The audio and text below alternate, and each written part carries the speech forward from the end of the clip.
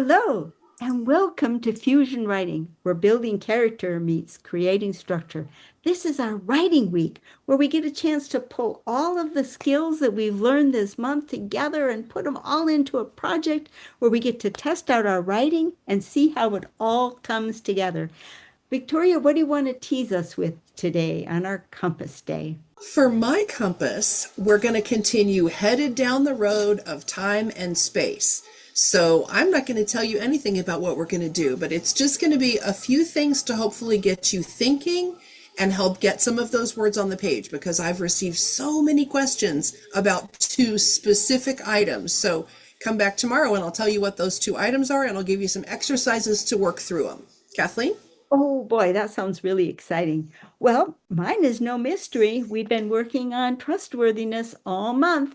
And so you can bet your bottom dollar that the writing assignment that you're going to get when you come back tomorrow is going to be all about trustworthiness.